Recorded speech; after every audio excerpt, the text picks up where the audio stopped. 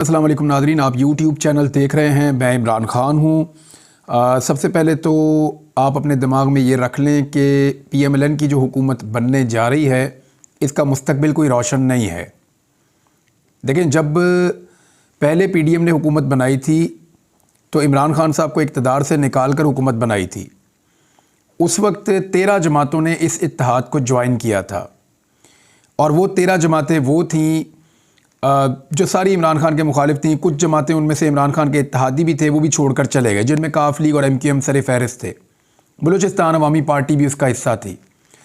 तो इन पार्टियों ने इमरान खान साहब को छोड़ा और फिर MQM, फजलुर रहमान साहब की पार्टी, पीपल्स पार्टी, PMLN और बाकी सारी जमातों को मिलाकर ANP का भी एक मेंबर था, इन्होंने एक हुकूमत बना ली। PTM के 2 मेंबर भी थे, MNAs, मोहसिन दावड़ और अली वज़ीर, इन्होंने भी वोट डाला इमरान खान साहब के अगेंस्ट और हुकूमत बना दी। शहबाज शरीफ वज़ीर आज़म पाकिस्तान बन गए। फिर शहबाज शरीफ ने जो कारकर्दगी दिखाई, उस वक्त PDM की सारी जमातों को इस बात का शक था या इस बात का उनको तवक्को थी कि शहबाज शरीफ वाकई में डिलीवर करने की कैपेसिटी रखते हैं। यानी मुझे अच्छी तरह याद है, उस दौर में एक इश्तिहार बनाया था और उसमें बड़ा ग्रेंजर किस्म का म्यूज़िक डाला था और शहबाज शरीफ को दिखा रहे थे, कभी कलम से लिख रहा है, कभी कलम मुंह के अंदर डाला हुआ है, कभी दीवार की तरफ, फ़ोटो की तरफ देख रहे हैं, कभी ज़मीन पे चल रहे हैं।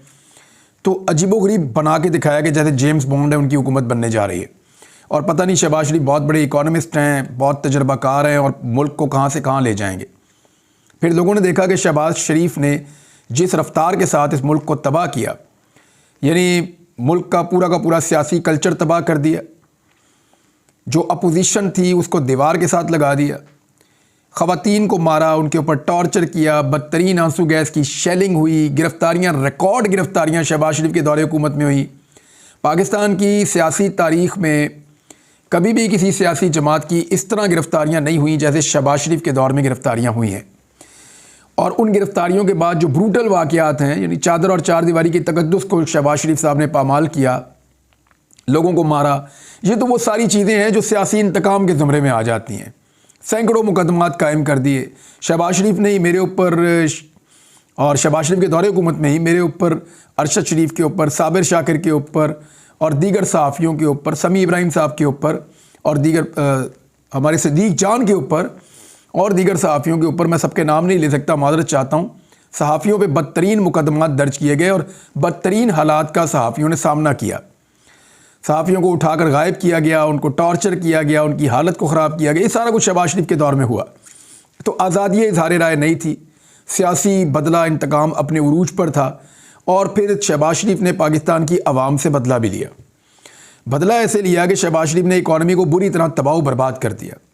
वो महंगाई बढ़ाता चला गया और बहाना ये था कि इमरान खान के दौर में कुछ फ़ैसले ऐसे हुए थे कि मुझे आज महंगाई बढ़ानी पड़ रही है।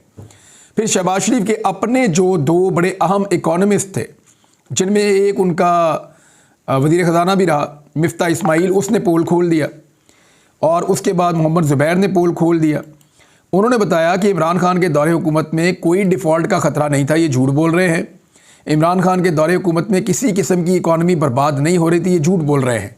उस दौर में तमाम माशी इंडिकेटर्स ठीक चल रहे थे। मिसाल के तौर पर जितनी भी उस दौर की रिपोर्ट्स हैं, चाहे वो ब्लूमबर्ग की रिपोर्ट है, चाहे वो IMF की रिपोर्टें हैं, चाहे वो वर्ल्ड बैंक की रिपोर्ट्स हैं, चाहे वो आलमी मईशत के जो इदारे हैं जो इसको समझते हैं उनकी रिपोर्ट्स हैं, या इसके अलावा जो इंटरनल रिपोर्ट्स हैं जो गवर्नमेंट की थी पाकिस्तान की, वो तमाम ये बता रही हैं, आदादो शुमार ये बता रहे हैं कि इमरान खान के दौरे हुकूमत में इकॉनमी बेहतरी की जानिब गामज़न थी। फिर शहबाज शरीफ ने वो तबाही फेरी कि पूरी की पूरी इकॉनमी को लपेट कर रख दिया। ये वही पाकिस्तान था जहाँ पे फैसलाबाद में और कराची में लेबर नहीं मिल रही थी, इतना काम शुरू हो गया था। फिर ये वही पाकिस्तान था जहाँ पाकिस्तान को छोड़ के नौजवान बाहर जाने पर मजबूर हुए 1.5 साल के अंदर कि पाकिस्तान में उन्हें काम नहीं मिल रहा था। तो शहबाज स्पीड जो कहा जाता था, इतनी स्पीड से किसी ने आज तक तबाही नहीं फेरी जो शहबाज शरीफ ने फेरी है। PDM के अंदर जो शहबाज शरीफ साहब के इत्तेहादी थे वो उस वक्त तो मजबूरन मौजूद रहे, फंस गए थे सारे के सारे। और उनके मौजूद रहने की जो सबसे बड़ी वजह थी वो इमरान खान का खौफ था। फजलुर रहमान इमरान खान साहब से डरता था। उन्हें लगता था कि अगर इमरान खान को मौका मिलेगा तो वो परेशानी पैदा करेंगे, लिहाजा शहबाज शरीफ के साथ खड़े होना बेहतर है। इसी तरह जरदारी साहब ने भी यही किया, इमरान खान के खौफ से साथ खड़े रहे। बाकी सारी पॉलिटिकल पार्टीज 13 की 13 इसलिए साथ खड़ी रही कि सब पार्टियों को ये लगता था कि इमरान खान एक ज़्यादा बड़ी मुसीबत हमारे लिए बन जाएंगे अगर हमने अपने इत्तेहाद को ख़राब किया तो ये सारे अपनी अपनी वजारतें लेकर बैठे रहे। इनको आइडिया नहीं था कि इनके साथ आगे क्या होने जा रहा है। निगरान हुकूमत आई, वो लंबा अरसा चली, तो इन्हें आइडिया हुआ जब ये पब्लिक में गए ना हुकूमत ख़त्म होने के बाद, तो पता चला कि पब्लिक से तो हमारा नाता ही टूट गया है, लोग तो हमारी बात ही नहीं सुन रहे। तो फिर ये इलेक्शनों से भागना शुरू हुए। फजल रहमान बार बार कहते थे कभी जी सर्दी बहुत है, कभी जी गर्मी बहुत है, कभी जनाब बर्फ़बारी हो गई है, कभी कहते थे दहशतगर्दी हो गई है, कभी कहते थे मुझे निकलने नहीं दिया जा रहा। तो मैं तो नहीं इलेक्शन लड़ता, इलेक्शन को जो है डिले किया जाए, रोका जाए। PMLN भी इलेक्शन से भाग रही है, सारी सियासी जमातें इलेक्शन से भाग रही थी। तहरीक इंसाफ कह रही थी नहीं नहीं इलेक्शन की तरफ चलो, तो अल्टीमेटली इलेक्शन की तरफ आना पड़ा। अब जब इलेक्शन हुआ तो पब्लिक ने वही किया जिसका इनको ख़तरा था, पब्लिक ने वोट सारा का सारा इमरान खान साहब को डाल दिया। अब मैंडेट के ऊपर डकैती मारी गई है बहुत बड़ी।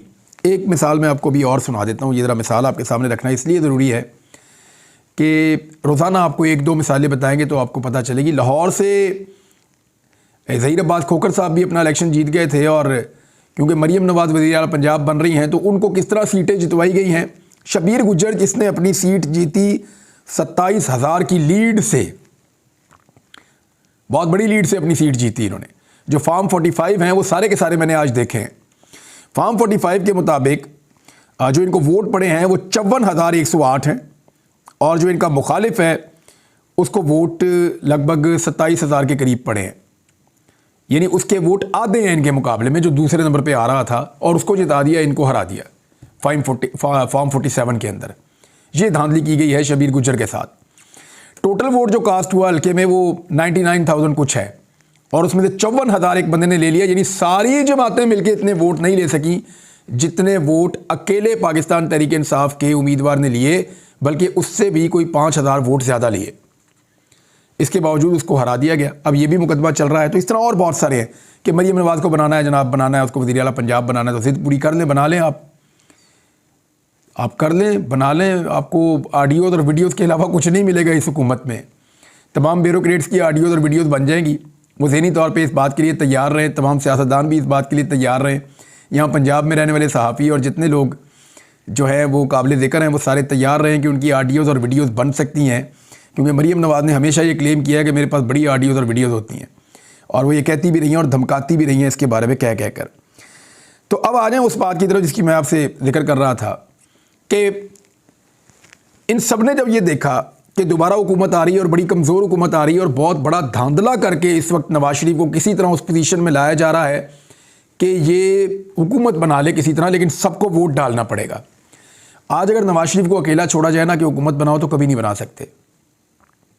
बहुत बड़ी धांधली करके भी, दर्जनों सीटें देने के बाद भी नवाज शरीफ साहब की पार्टी सादा अक्सरियत हासिल नहीं कर सकी। आज भी दूसरे नंबर की पार्टी है, वरना ये तीसरे चौथे नंबर पे इन्होंने होना था। जो इनकी दुर्गत बनी है, 17-18 सीटों से ऊपर ये नहीं जा रहे थे, मैक्सिमम 2 दर्जन हो जाती, या बहुत अच्छा भी कर देते तो 30 से ऊपर तो ये जा ही नहीं सकते थे। ये इनके हालात थे इस इलेक्शन के अंदर, लेकिन उनको पहुंचा दिया 75 सीटों तक। अब वो सीटें तो उनको मिल गई है, लेकिन वोट उनको चाहिए बाकी सबका अपना वज़ीर आज़म बनाने के लिए।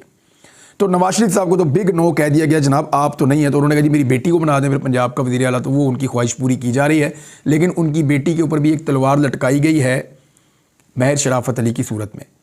जिस वक्त उनकी बेटी ने ज़रा सी हैंकी बैंकी की, तो उस वक्त महर शराफत अली की तलवार इनके सर पे गिरेगी और उसको इंसाफ मिल जाएगा, वो सीट लेके असेंबली में आ जाएगा, तो मरीम नवाज साहबा बाहर हो जाएंगी, फिर नया वज़ीर आला पंजाब बनाना पड़ेगा।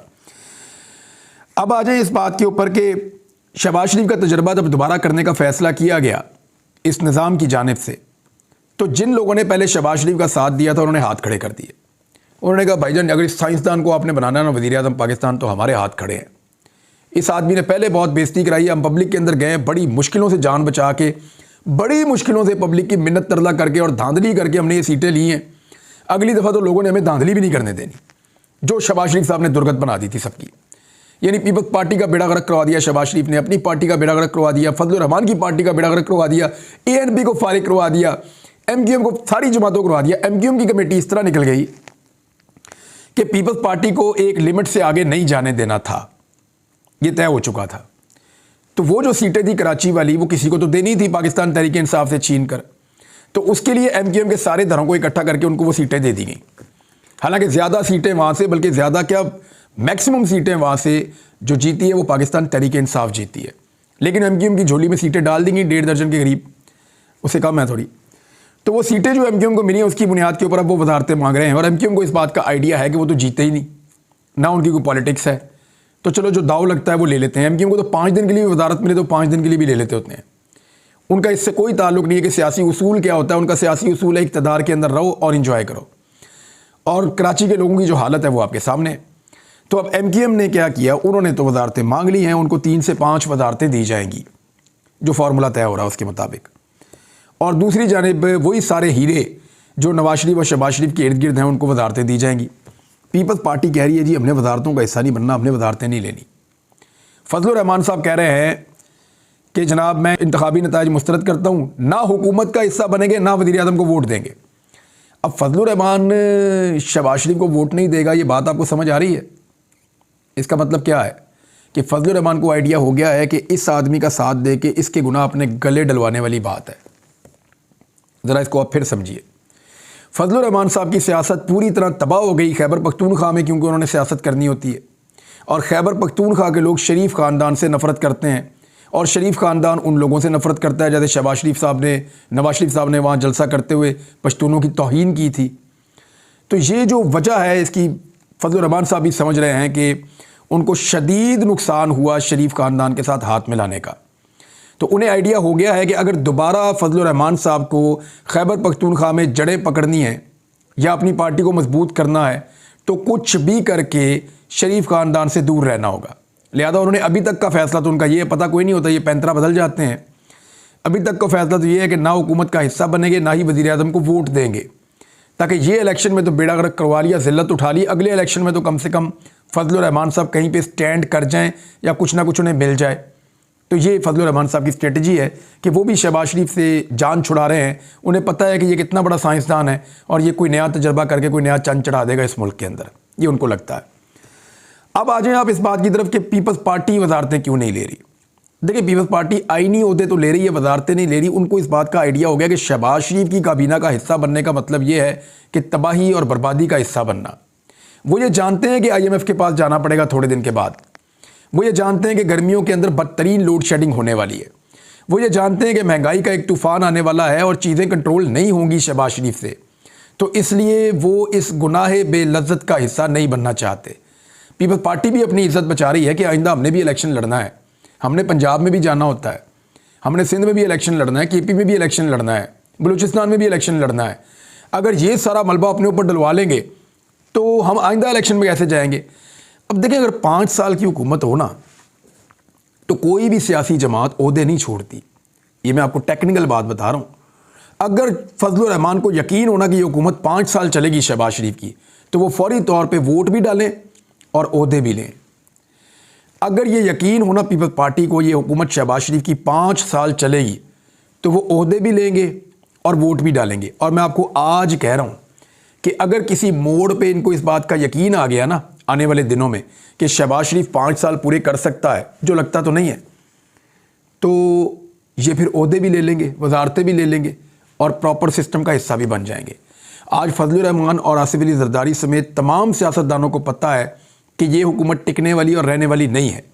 और शहबाज शरीफ साहब इसलिए फंस गए हैं कि वो वज़ारत आला पंजाब और ये ओहदा इसलिए लेना चाहते हैं कि उन्हें पता है कि अगर उन्होंने ना लिया तो मुल्क में एक ऐसा क्यास हो जाएगा कि या तो दोबारा इलेक्शन में जाना पड़ेगा या फिर तंग आकर पाकिस्तान की जो ताकतवर हलके हैं वो तहरीक इंसाफ के लिए इंसाफ का दरवाज़ा खोल देंगे और वो अपनी सीटें PMLN से वापस लेने के बाद इक़्तिदार में आ जाएंगे। और अगर पाकिस्तान तहरीक इंसाफ इक़्तिदार में आ गई तो शहबाज शरीफ वो आदमी है जिसके ख़ानदान को सबसे ज़्यादा असर पड़ने वाला है। ये बात आप याद रखिएगा। तो इस वजह से शरीफ ख़ानदान मजबूर है कि वो इक़्तिदार को ले और बाकी सारी जमातें मजबूर हैं कि इनको इक़्तिदार दें, लेकिन वो सारे साथ ही साथ इक़्तिदार का हिस्सा भी नहीं बनना चाहते। वो कहते हैं जी हमारी तरफ से जो दिल करता है करो, जैसे दिल करता है चलाओ। क्योंकि जो लोग वोट डाल रहे हैं ना वज़ीर आज़म का शहबाज शरीफ को, उनको भी पता है कि इससे काम नहीं होना। वोट इसको दे दो तरस खा के, लेकिन इसके साथ ना बैठना वरना गंदे हो जाएंगे पब्लिक में, क्योंकि इलेक्शन भी बहुत जल्दी आ रहा है। ये मेरी असेसमेंट है अब तक की सूरत हाल की। और बाकी चीज़ें आपके साथ शेयर करता हूँ, क्योंकि एक हॉर्स ट्रेडिंग का पूरा एक माहौल गर्म कर दिया गया है पंजाब में मरीम नवाज़ के लिए। उस पर बात करते हैं अगले वीलॉग में। अब तक के लिए इतने, अपना ख्याल रखिएगा, अपने इस चैनल का भी। अल्लाह हाफ़िज़।